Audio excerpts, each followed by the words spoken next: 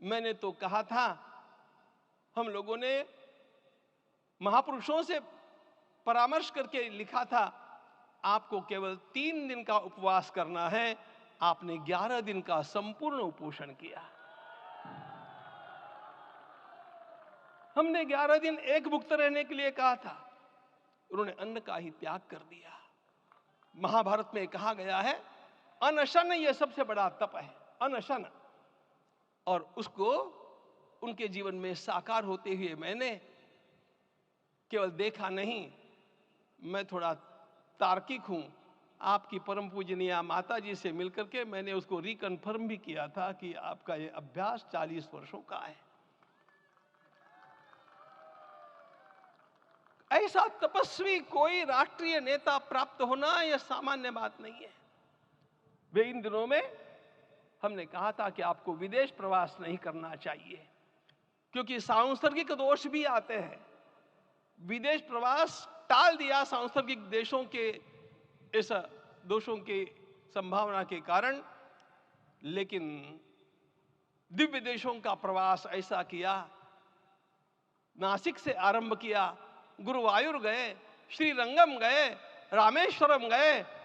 इन सारे स्थानों पर जाकर के वहां के परमाणुओं को लेकर के और पूरी भारत माता के हर कोनों में जाकर के मानो वे निमंत्रण दे रहे थे कि आइए दिव्य आत्माओं, अयोध्या पधारिए और हमारे राष्ट्र को महान बनाने के लिए आशीर्वाद दीजिए।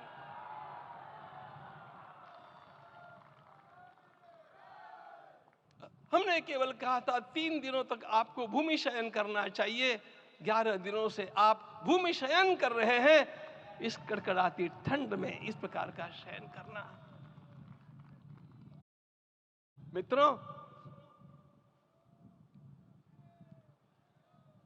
ब्रह्मा जी ने सृष्टि को निर्माण किया। उस समय उन्होंने एक शब्द को सुना था।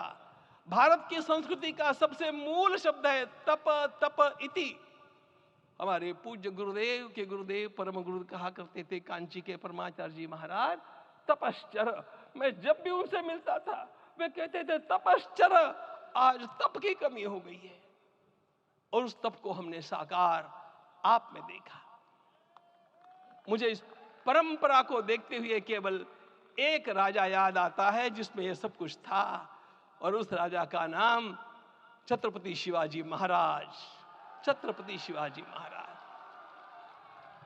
मित्रों, लोगों को पता नहीं है शायद,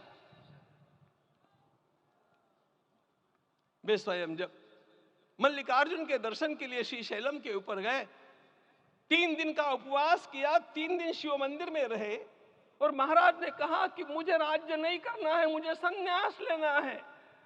मैं शिव जी की आराधना के लिए जन्मा हूं, मुझे संन्यास लेना है, मुझे वापस मत ले जाइए।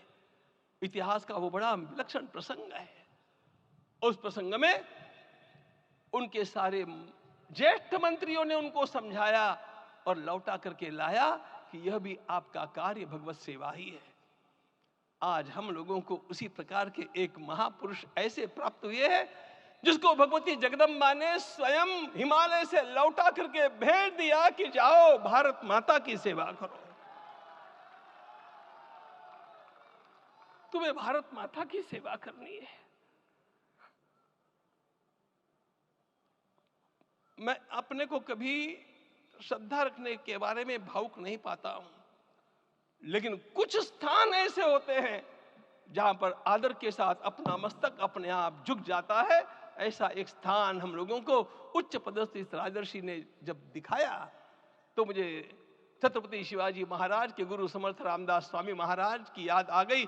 उन्होंने शिवाजी का वर्णन किया, निश्चयाचा महामेरु, निश्चयाचा महामेरु, बहुत जनासी आधारू, अखंड स्थितिता निर्धारू, श्रीमंत योगी, श्रीमंत